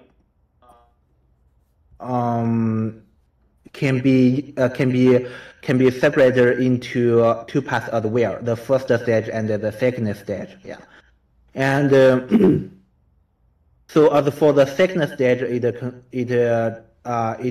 takes about 80% of the training. The second stage only takes about 20%. Yeah. So let's look at the first stage. Yeah. So as for the first stage, it consumes three types of data. Text only, right? I mean, it's just like a large language model. And text image, right? Text image is just like text to image generation and image understanding, right? So as for the text to image generation, I mean the text is at the first place, right? As for the image understanding, the image is put at the first place of the sequence, right? Yeah. So they want to so they did some tricks here. So you can see here, for all text to image pairs, we rotate so that 50% of the time the image comes before the text. Yeah. So this is also a trick when they train the model. I will explain this trick in the later part. Okay. They also can one more data. Okay. Very quick, like a clarification question. Yeah. So for the pre-trained, what's the object of what's the pre-trained model actually? So they're pre-training the whole mixed modal auto-regressive LM? Yeah. Oh. Yeah. So okay. So let me explain the difference between pre-training and alignment, or we can call it post-training. Pre-training, as for the pre-training, I mean, we just predict the every next token for each token sequence, right? We don't need to care about whether this sequence includes question or answer. Yeah. But as for the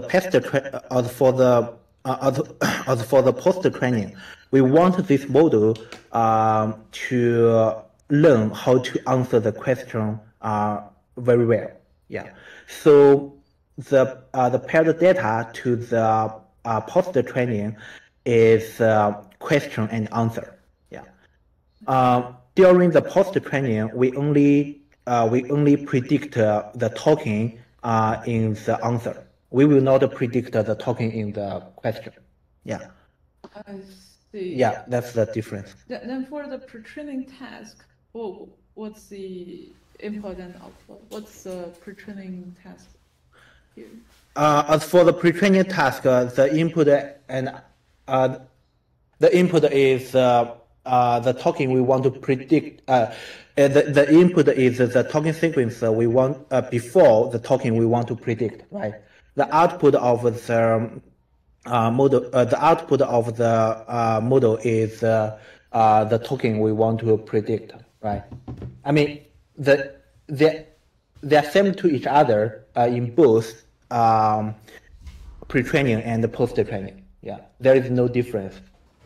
Oh, I see. Yeah, but the only difference is the data we use. Yeah. As for the pre-training, we don't care about the question and answer. Yeah. As for the post-training, the data is the question and answer, and we only do the prediction on the answer. We will, yeah. Okay, so can I understand it this way? Like for the training part, the input can be the question part, or the input can be the answer part. Yeah, and you're right. And if the data doesn't include any question or answer, I mean that's fine. We can also use it for the pre-training.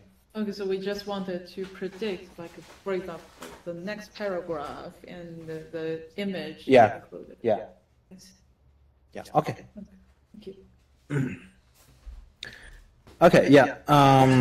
Yeah. I mean, the third data they use for the pre-training is text image interleaved, right? So this is the kind of data that they composed by themselves, I believe. Yeah. Okay. Sorry, Yeah. another quick question, like, why it has a second stage for the pre-training? It looks like they use similar format of data, but by separating them into two stages, why do you have a kind of like intuition understanding about like why they're doing this? What's the difference between second stage and the first stage? What's the intention of that? Yeah. Okay. Yeah. So as for the pre-training part, so we want the model to learn the general knowledge from the token, right? Yeah, but maybe I mean the dataset consists of a very sparse knowledge. Yeah. So in the first stage, we don't care about the quality of the data. So if the data consists of a very sparse knowledge, I mean that's fine. We can also use it for the first stage of pre-training.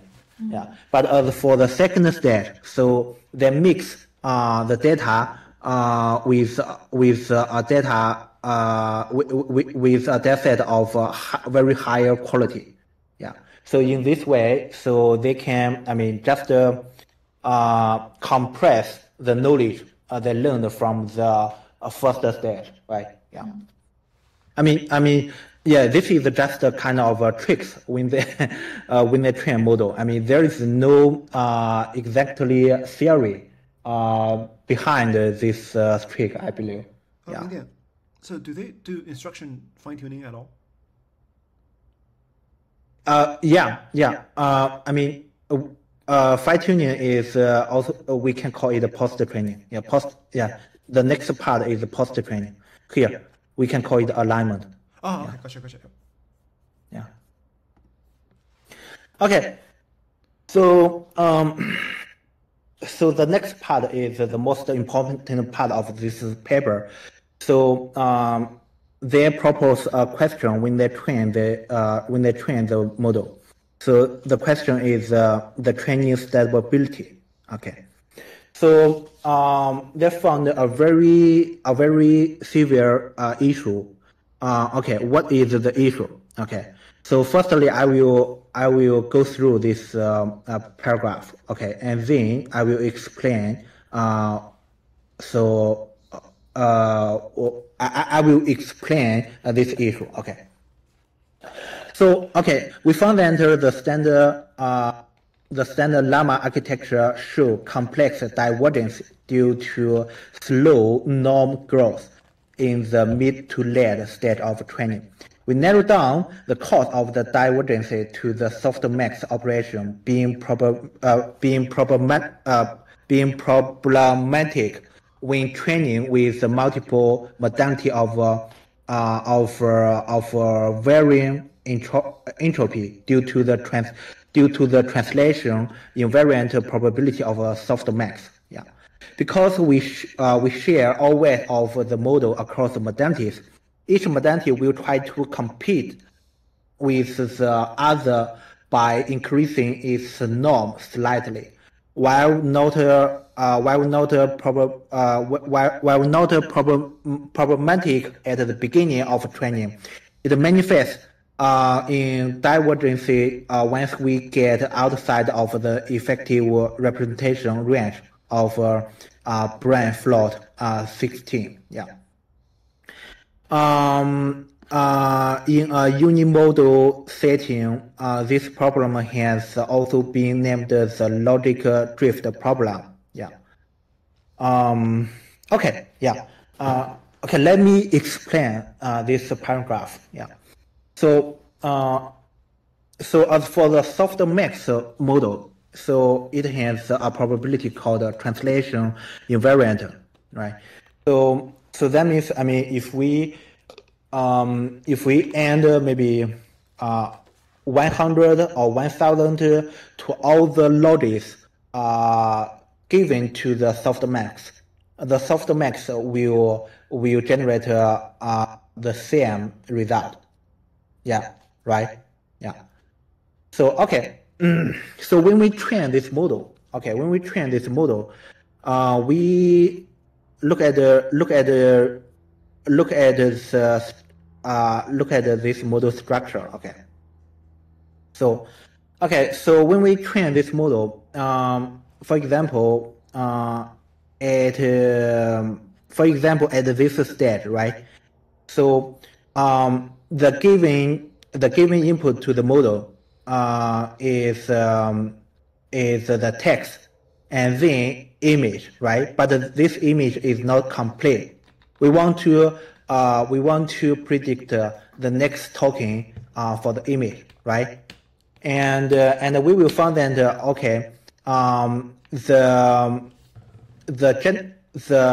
the loads has a larger probability from the loads of image token, right? Yeah, because as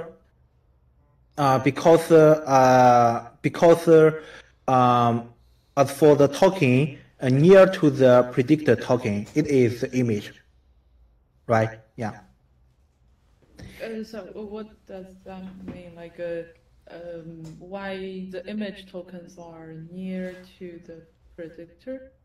Okay, for example, okay, so as we said, the image sequence is 1024, right? Yeah. For example, okay, if we already have 1,000 image tokens, yes, we want to predict the 1,001st image token, right? Yeah. Yeah. So when we do this training, so it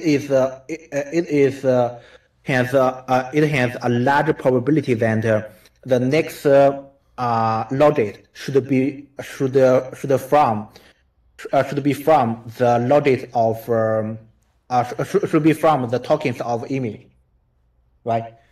So okay, is this because of like how we concat the output from the text?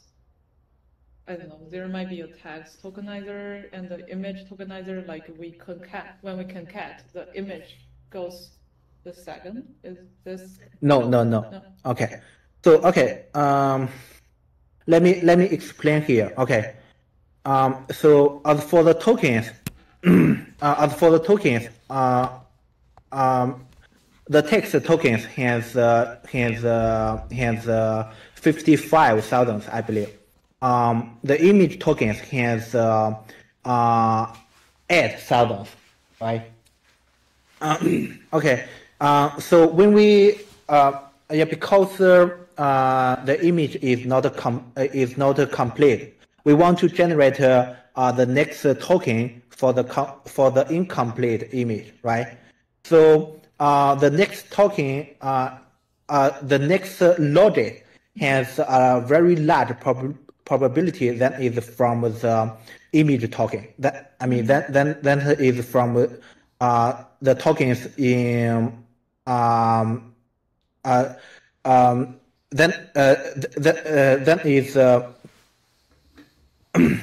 then is the probability from the tokens in the 8,000 image token, right? Yeah. So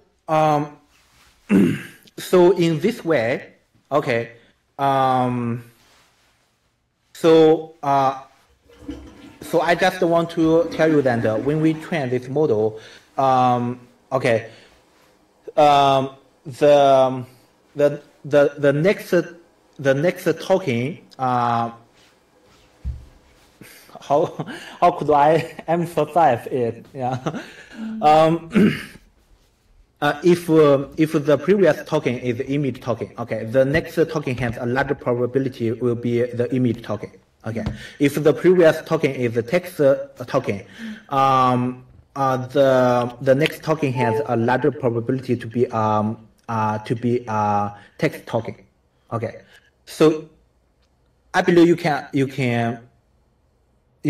understand it, right? Yeah. Okay. Can I ask a naive question? Yeah.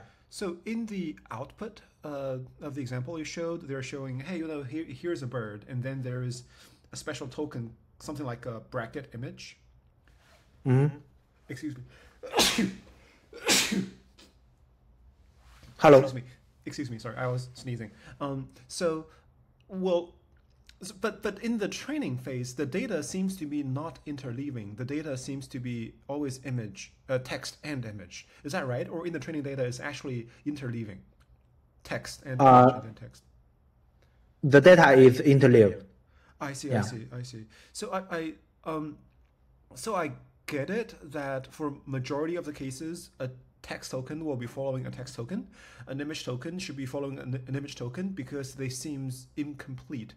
But I was guessing, from a layman's point of view, intuitively, well, if the large language model can learn the end of sentence token, maybe they can also learn the, end of text token, right? I would think that way. If you see what I mean. Yep. Yeah. I understand your questions. I mean, as for the large language model, I mean, the modality is only language, right? So we only have one-stop sign. We only have one-stop token, right? Yeah. And we can even stop the output settings directly without, just manually, right? Uh-huh. Yeah. So we don't need to care too much about the stopping issue when we train the large language model, right? But as for this model, because it wants to generate interleaved data, right? So it is very important to recognize where we should stop generating image, where we should stop generating text. I see. Okay. Yeah. So that's why this is important. Okay. So I can just give you a very quick example here. Okay. So because the softmax has a probability called translation invariant. Okay. So when we train the image as I said, the image token attached to the image, the token attached to the image token has a large probability to be image token, right? And the text attached to the text, and the token attached to the text should be a text as well, right? So when we train the model, you will find that okay, the software max the losses for one modality will compete to the losses for the other modality. Yeah. So it is said each modality will try to complete with the other by increasing its norm slightly. So that means so when we do the bank propagation, okay, the next loaded should be increased a little bit, right? I mean, just like C in this formula. Okay, yeah, and in this way we will find that the loaded value will be increased step by step. Okay, so that would be an issue. Why? Because as for each parameter in the model, we have brain float 16. Okay, so this data type has a limited range, right? Has a value range, right? So if this if the logical value go beyond of this data type range, okay, then is a big issue. Okay, so okay, let's go back to the figure 1. Okay, so you will find that okay, the y-axis is output norm. Okay, so when we train the model, we found that the output norm of the self-attention is increasing. Okay, you can see here, right? Yeah. Okay, so how could we deal with this issue? It introduced Q-key norm. Yeah. So when we end Q-key norm is just a query key normalization for the self-attention, right? Yeah. So when we end the Q-key norm to self-attention, you will see the output norm. I mean, will not increase when we train the model. Yeah. Okay. Yeah. Yeah. And yeah. Okay. So but they found that as for the 7B model, Q-key norm is not enough. They do need drop out. So Mingdian, yeah. I'm terribly sorry. Can I shamelessly ask you to just repeat the explanation for the stability part? So the softmax is the translation invariant, and before, if there's only one model, then they'll translate and they're going to be fine. But now there are two models, so there's a competition relationship. How did they also resolve that? Okay. The result of this issue is that we will have the result of this issue is that the loaded value should be increased. Yeah, you can see here, right? The loaded value will be increased. Okay. So when the one from where? Sorry, the A, right? The figure 5A. Yeah, 5A. Yeah. The blue line. Yeah, the blue line. Yeah. Yeah. I see. Yeah. And however, for each parameter in the model, we do have a data type, right? Mm-hmm. So this data type has a range limit, right? Right. for example, for the 8-bit integer, the range is 0 to 200 and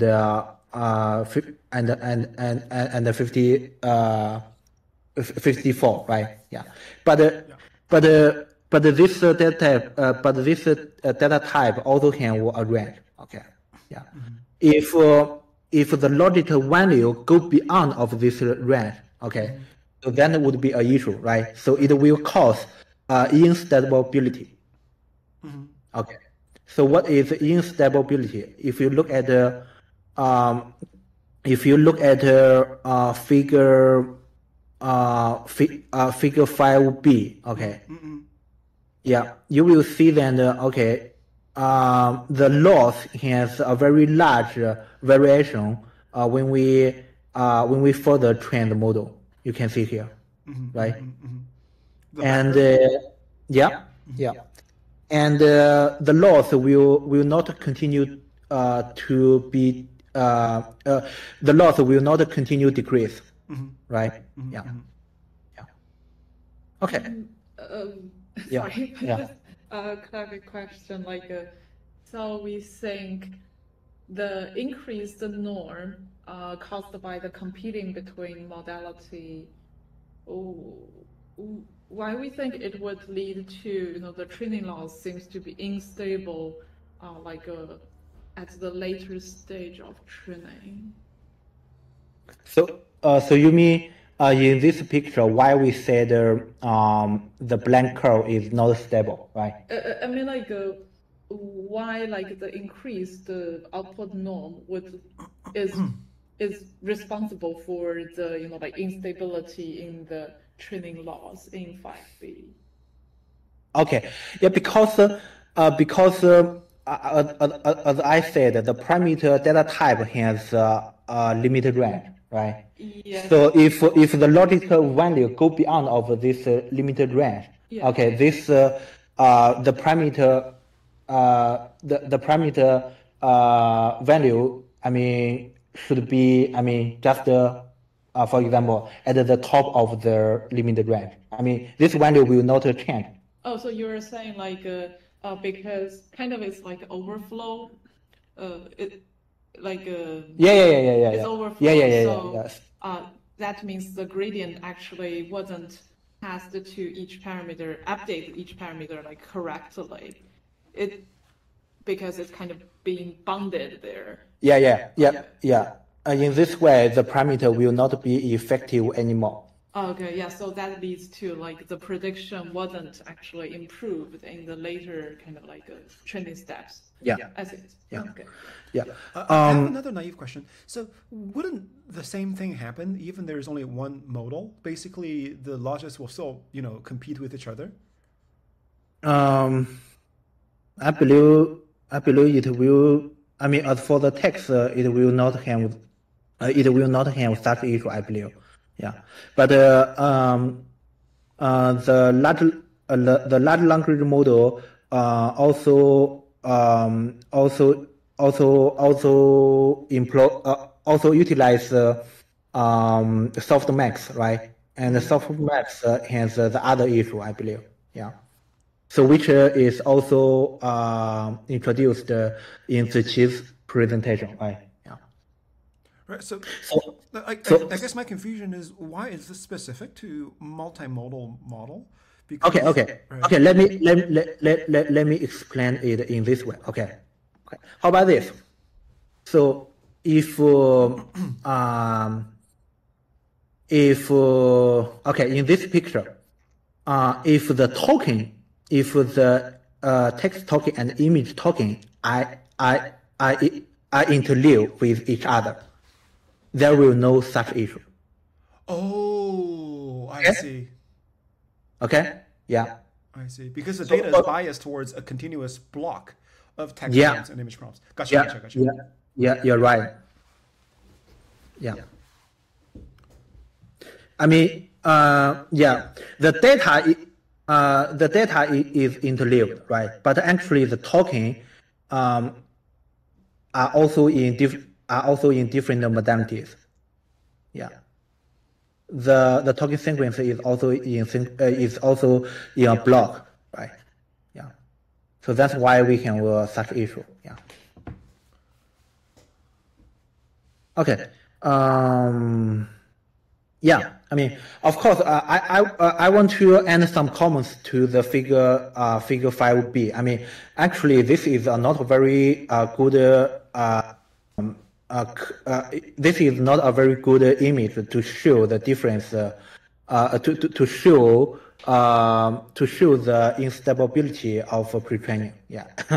but I can understand why, because the training cost is too large. Okay. So they cannot do many experiments. Do you mean that it seems as if you continue training, it's possible the black will also drop? Yeah, that's what I feel. Yeah, you're right. Yeah. So that's why, I mean, when they found, okay, this training method is not stable, so they just stop. Yeah. So because they don't want to spend more money on this training method, right? Right. Yeah. 5C is probably more understandable. Yeah. So yeah. Okay. Okay. So it also has other. Okay. As for the softmax issue, it leverage two techniques to handle it. The first is, as I said, is the query key norm, right? But the query key norm is for the self-attention, right? We also have the other softmax in the model, which is in the output layer, right? Yeah. As for the output layer, they use Z-loss. Okay, they use Z-loss. I will not explain. I mean, what is the mechanism of Q-key norm and Z-loss here? Okay. Yeah. Okay. Yeah. I mean, that is just what they did, and they also found that I mean, the dropout for the smaller model, which is the 7B model, is important. So they utilize dropout in the 7B model, but as for the 34B model, they didn't use dropout. Okay. Yeah. Okay. So okay, let's go back to let's have a look at this training cost. Okay. So as for the 7B model, the training cost, I mean, is so large. Okay. So I did some calculation. It's about 1 month. Okay. For the 34B model, it takes about 2 months. Okay. Yeah. And the GPU is A100 80GB. Yeah. Okay. Let's go to the some other part. Okay, this part is inference. Okay, so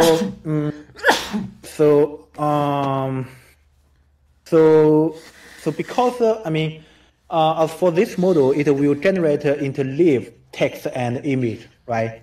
So when we do the inference, we want to know. How could I say? Yeah. So we want to generate the real image as soon as possible, right? Yeah. So that means. I'm sorry. Can I make a very quick comment? I just did a quick math using Lambda Cloud. The model training is roughly $1.5 million. Okay. In case anybody's interested. 1.5 million. Okay. Yeah, million dollars. Yeah, that is acceptable cost. Yeah. Right, roughly a townhouse in the Bay Area. Yeah. Okay. Okay. So as for the inference, yeah, go back to the model architecture, because we want to generate both text and image, right? I mean, as for the text, it's quite easy to convert the text token into word, right? But it will take a while to convert the image token into real image, right? So they want to do the detokenization for the image as soon as possible. So they need to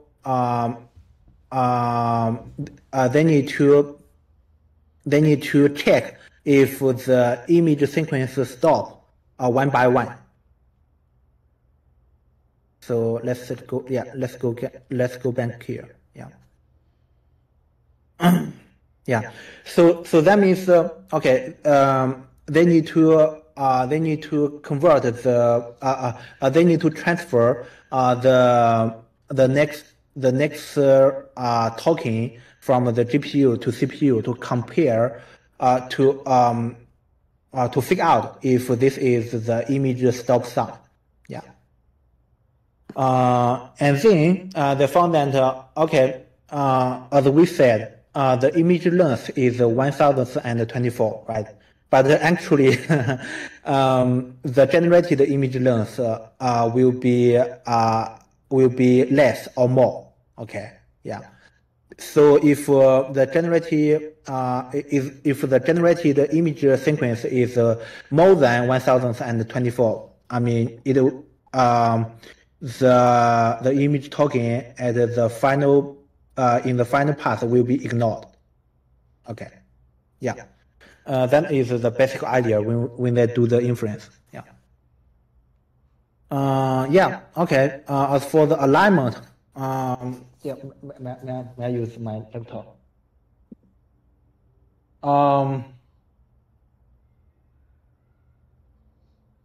Yeah. As for the alignment, I mean, as I said, as for the alignment, the data we use is just a question. Question and answer, right? Yeah. And so as you can see here, they said that they are using very high quality data provided by the third vendor. Yeah, I'm wondering if the vendor is Scale.ai. Yeah. And also they compose a dataset for the safety training. What is safety training? I mean, so yeah. So as for the unsafe question, it just let the model to answer. I cannot help with that. Yeah. I mean something like this. Yeah. Okay. So. Okay, let's go back to the fine-tuning strategy. Yeah, as I said, so because the modality will compete to each other, right? We also notice this issue when we pre-train the model. Yeah, and they also leverage some technologies to deal with this issue. QK norm, the loss, right? However, I believe this issue still persist. Yeah. Why? Because I noticed that so they are very they cares about the data balance. So what is data balance? So then is the pair of a modality, the pair of a modality. So that means we should make sure the image and the text tokens are how could I say? I mean, they should have a similar account. Yeah, yeah. This is what I understand. Yeah, yeah. So as you can see here, the model learns. Okay. If there is a serial imbalance between pairing of modalities, the model learns unconditional prior of generating that modality, which can either mute or over exaggerate the generation of the single modality. Yeah, I mean just like what the idea I mentioned in the last part. I mean, the token next to the text token is probably text token, The token next to the image token is probably image token. Yeah. So they need to make sure this two modality data should be balanced. Yeah. Yeah. Yeah. So I believe there is no. Yeah, I believe there is no more point I want to present for this paper. Yeah, because for the next part it is evaluation. I mean, this is quite simple. Yeah, so they hired some people to help us rate the performance of the model, and they found that the model can outperform Gemini, GPT-4a. Something like this, yeah, and they also do some public benchmarking, yeah, here, yeah, and they found that the model has also maintain a good performance for text tasks. For example, I mean text understanding, text question answer, text summarization, something like this. Yeah, yeah. So that's all. Any question? I have a very naive question. So just wondering, do you know if anyone in the multimodal modeling field has been using a method where they use all text data with a special token called image start and image end, and whenever they trigger the image token, they generate they switch to a different model, generate the image? Is that something people had done already? I believe I read a paper from Google. I mean, this paper may be published maybe 2 years or 3 years ago. I mean, it's a pretty old paper, I believe. Yeah, and in that paper, the model can take the data from different modality as the input, and that model can also. I'm not sure if that model can also generate interleaved data. Yeah. I mean,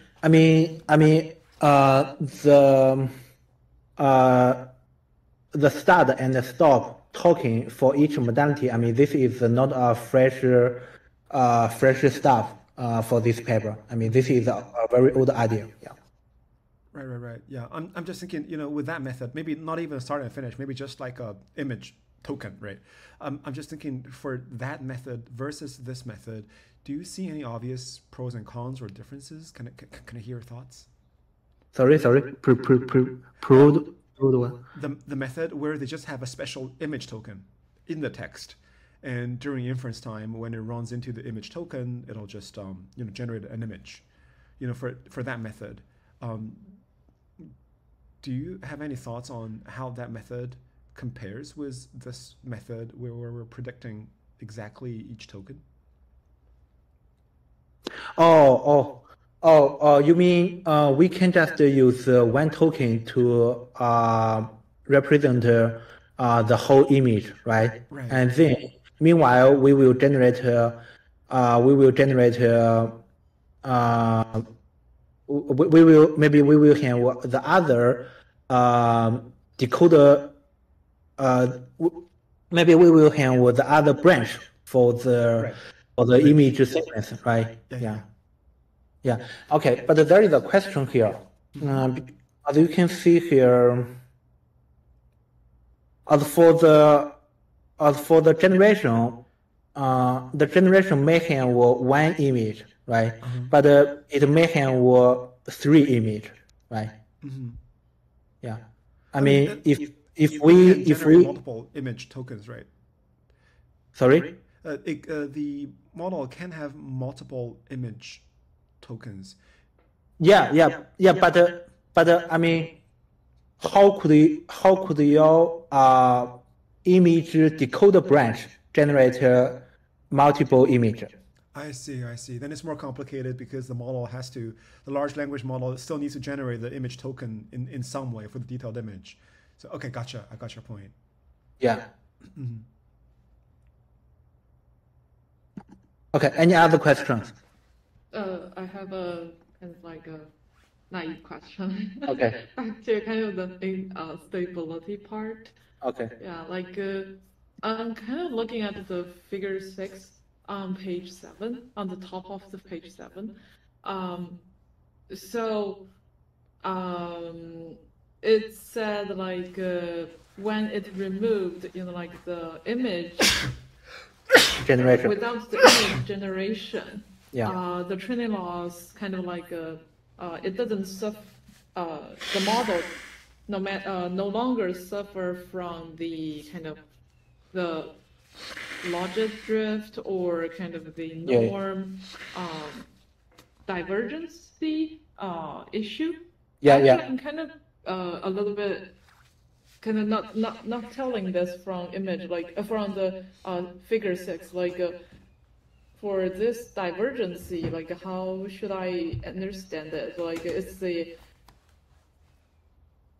loss kind of like jumping around like in a larger range or something else. It looks like on the left the training loss is higher, but it's kind of still in the convergence.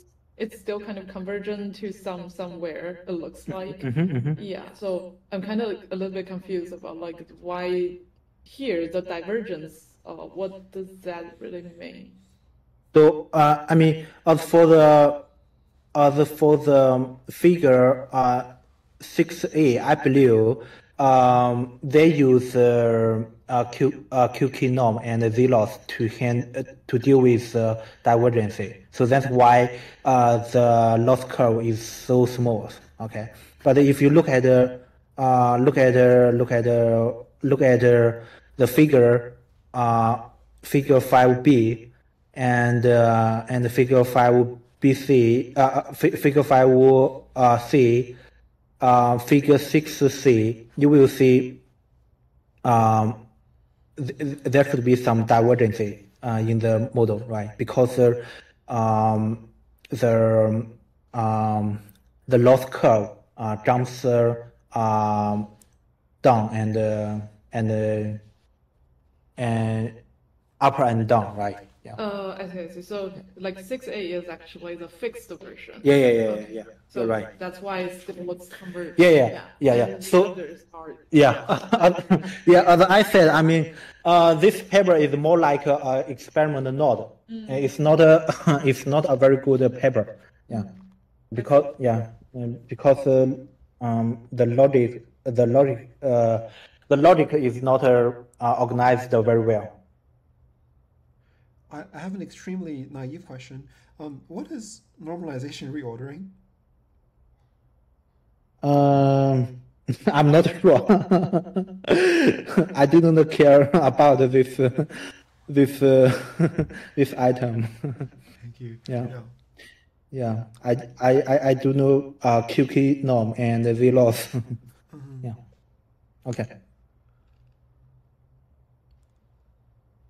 Okay. Yeah, I believe we can stop here. All right. Well, thank you very much for the presenting. Both topics today were extremely interesting. Thank you so much.